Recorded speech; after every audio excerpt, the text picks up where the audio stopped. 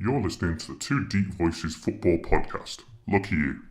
I mentioned Eden Hazard there for a second. I suppose he's on the other side of the pitch to Mohamed Salah, but I know you want to talk about the fact that it's a big season for him. So what are your thoughts there? Yeah, I mean, when it comes to Eden Hazard, I honestly think this guy is one of the most intriguing footballers that there is around at the minute. He's been in England for 5 years. This is his sixth season. This is his sixth That's season, right. Yeah. We've seen his performances during that time.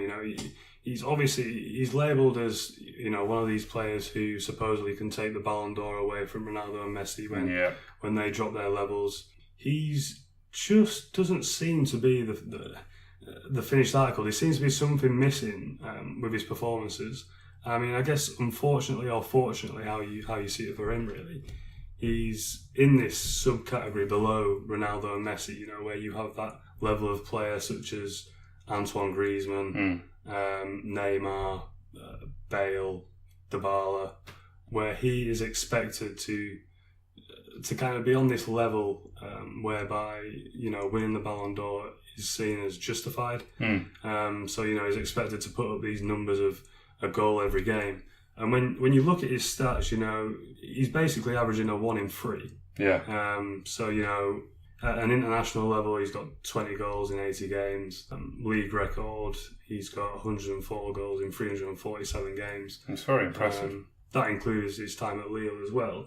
And obviously, he made his international debut at 17, so he was obviously very young. But as are a lot of top players nowadays, players are getting thrown in at a very young age.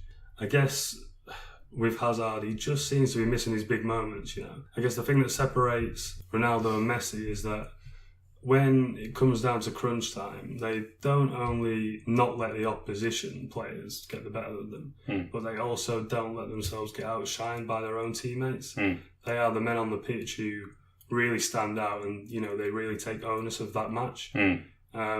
Hazard just doesn't seem to be doing that at the moment. Chelsea, for all intents and purposes, their Premier League domestic season is kind of over now.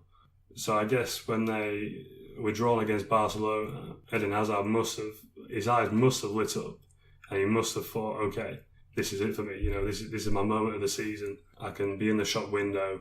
He's spoken openly about how he wants to get a move to Madrid.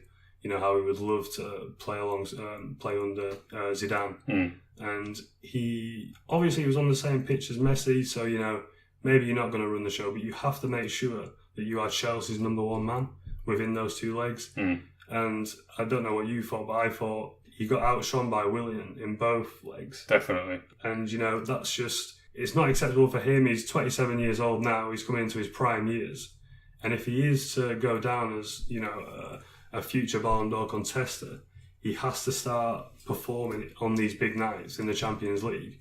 And he didn't do it this season. No, I think you're absolutely right. The thing that it's really difficult to quantify for Eden Hazard, I know you mentioned that he's been there for a couple of seasons and his goals and assists combined output has been relatively stable if you excuse the horror season that he had when...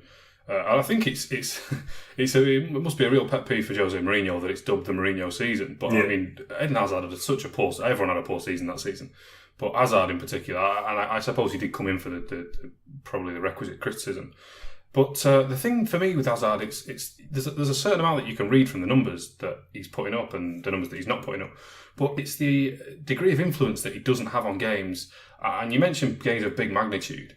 And I suppose that is the theme. It's that when you spoke about Willian against Barcelona, I don't think anybody was expecting Willian to do that. As good a player as he is in the Premier League, I mean, I can only speak for myself and most of the punditry around, certainly after the first leg, was following a tone of if not shock, probably pleasant surprise that Willian had imposed himself on such a big tie. And Hazard he doesn't do it. He doesn't impose himself on big games on a regular basis. I think the most recent occasion I can think of that he did that was against Atletico Madrid in the Wanda Metropolitano. But I mean, we're going back months there, and it was a big game for Chelsea, and they came out on top, and he had a great game. But they've had bigger games since, and they've had plenty of them in the league or in the Champions League or in the FA Cup. And to me, he just doesn't impose himself on big games as much as a guy who's clearly got the talent that he has.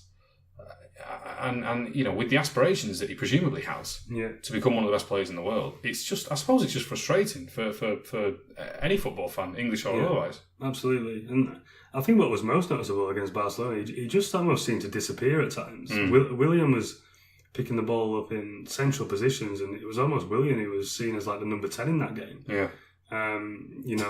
Both his strikes against the post at Stamford Bridge came from very central areas where you expect Hazard to be picking the ball up. You expect Hazard to be kind of in those spaces, kind of making things tick. If he's not scoring the goals, one thing you can say about Hazard is that he's very tidy and astute on the ball.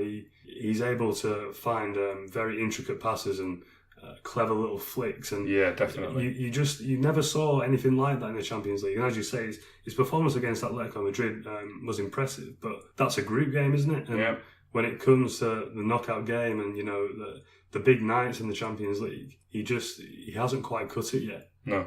And so effectively his domestic season's over now, and he must be looking forward to the World Cup thinking, well, I've got another stab at it here. I'm in a national side with a lot of star-studded players. Again, Belgium, as a national side as a whole, haven't kind of hit the heights as what was expected maybe over the last 3-4 years. But Hazard must be looking at it thinking, okay, if we can get a full squad together, I'm sure they'd take a 100% fit Toby Alderweireld over a 100% fit Vincent Kompany. Yeah, definitely. But if they can get all their players back, Hazard must be looking at it thinking, you know what, yeah, we've got a good chance there. And if Hazard can shine, then maybe that's how he goes about getting his move. But at the minute, he just seems to be dropping short. And I'm not sure teams like Madrid will be looking at him thinking, is he Neymar money? I don't think they'll be wanting to pay 200 million plus for him. No, I think you're right. I think that's definitely a fair appraisal. Would you say then, we're definitely both in agreement that he needs to have a massive World Cup? Yeah. If not for the Real Madrid move, then for his own career, he's won awards. He's won leagues at Lille. He's won leagues at Chelsea. He's not won the Champions League. He won the Europa League at Chelsea. The Champions League's a jewel in the crown, but certainly on an international level, we saw Ronaldo do it in 2016 to sort of.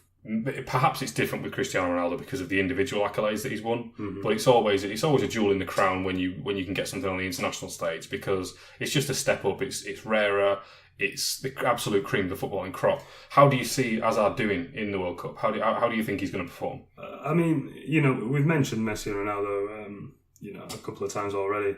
I think the group of players that we've already mentioned, the players who are just below that level, kind of, they have it difficult, don't they? While Messi and Ronaldo are around, they've been born into a generation whereby, winning the Ballon d'Or and being seen as the number one in the world just isn't going to happen, unfortunately. Yeah.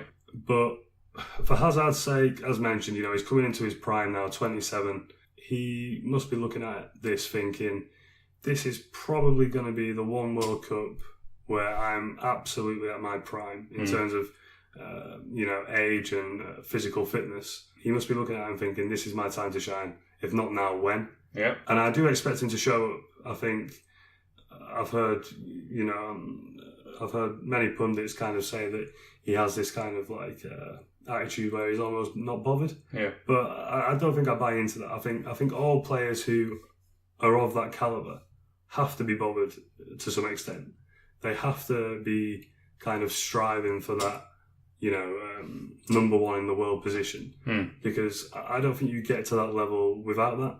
I think you have to have some kind of innate drive where you go, I want to be the best.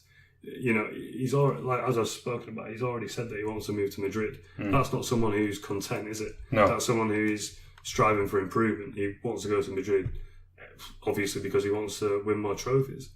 So I wouldn't say he's not fussed. He obviously is. He's just a frustrating footballer, really. Yeah, he definitely is. I think my one concern for Hazard is that when we talk about the disappearing act that he managed to perform at the Camp Nou, to me, I wonder if that's a result of feeling overshadowed by these massive players, by Lionel Messi, by Luis Suarez, by Andres Iniesta. And my concern at the World Cup is that he's going to suffer from the same thing. At Chelsea, I suppose, he's played with some fantastic players. He's played with Didier Drogba, albeit not the Didier Drogba at his absolute peak. Yeah. but he's not, to me, played with any absolute megastars. He's played with Frank Lampard, but I don't think he's ever been surrounded by absolute attacking icons like being on the same pitch as Lionel Messi. And what I worry about for Eden Hazard is that at the World Cup, when he's in this Belgian side with players like Thibaut Courtois, his Chelsea teammate, with players like Toby Alderweireld if he's fully fit, absolutely Kevin De Bruyne, I wonder if the shine gets taken off him a little bit. And even just in an attacking sense, if you look at his teammates, he's got Dries Mertens, who's having a standout season at Napoli, and he's got Romelu Lukaku. Now, I know Romelu Lukaku isn't looked at as an internationally fearsome striker, and he's got a reputation in the Premier League as being a flat track bully and of only scoring against smaller clubs. He's done quite a bit to allay those criticisms in the last couple of weeks, or in the last month or two, certainly. I just fear that for Hazard, that Romelu Lukaku, to me, looks the absolute opposite of Eden Hazard. The guy has got fire in his belly this season. Yeah. He looks absolutely... He's not smiling this season. He's not laughing. He's not messing around. He's not enjoying the occasion at Manchester United. He's gone. He's taken the number 9 shirt off Zlatan Ibrahimovic, and he said, this is who I'm going to be. I'm the big man here. I'm the main man. He's had a fantastic season at Old Trafford. He's had a fantastic first season. There's very few players who at 24 years old go to a club like Manchester United, with or without Premier League experience, go to a club like Manchester United and score the goals on the occasions that he's been doing in recent times. And I just fear that Kevin De Bruyne and Romelu Lukaku are just going to be up for it more than Eden Hazard, and he might just shrink as he has done in these big Champions League games. Yeah, and I mean, the thing is with World Cup football is it's a much tighter game, isn't it? It's knockout games where you don't tend to see big 3-4, 5-0 victories at a World Cup. Yeah. The games are very tight and he'll have limited space. Defences will be kind of instructed to really keep tight on him and not give him much space. And it's how he deals with that. But, the top players do. And, his 15-16 season speaks volumes to me. How on earth? You've never seen a player with this much quality only score 4 goals in a whole domestic season. Yeah, when he's been fully fit the whole season. I mean, there's just no comparison of that. You can't imagine Griezmann scoring 4 goals in an entire season. No, I mean Griezmann's had a bad season this season, and he's still 4th top scorer in La Liga. He's still picked it up, hasn't he? Yeah, exactly. He's really come into it, hasn't he? In the last few months. Yeah, but when it matters. Yeah, exactly. And this is just something that's missing with Hazard. And I don't know. It will be interesting to see how he goes in the World Cup. And I think just as a football fan, you kind of hope that he does show up and that he is actually influential in games, just to kind of like prove everyone wrong, I guess. Yeah, definitely. I mean, look, I think we're both looking forward to it. It's like you said, there's not very many people who really want Eden Hazard to disappear in this World Cup. We all want him to go and excel and show and prove, but I suppose as every season goes by, as Eden Hazard doesn't win the PFA Player of the Year, as he did in 2014-15, and deservedly so, as every year goes by, and this is with all due respect to these players, these are tremendous footballers, but when Riyad Mahrez wins it, when N'Golo Kante wins it, he must be thinking, Eden Hazard, I know I can win this award. I've won this award before these guys. Yeah, I've got the platform. I'm playing for Chelsea Football Club. I'm in the Champions League every season, and I'm one of the first names on the team sheet at Chelsea. And the platform is absolutely there for Eden Hazard to be winning this award every single season, and a lot of people expect him to. If you look at the betting every single season, Eden Hazard is normally in the top 5 or 6 for the favourites to win it, and that's because everybody knows the quality that he's got. And I think we're absolutely all rooting for this guy to take the World Cup by storm. But you mentioned there being big players in the World Cup, and there being Ronaldo and Messi in this World Cup, and they're just not. They are the ghosts at the feast. These guys are going to be there, and he just has to try and make sure that he's not going to get lost. He's not going to get lost in the smoke and the big occasion when he's surrounded by these big players, particularly if Belgium do progress past the group stages and start meeting these big sides.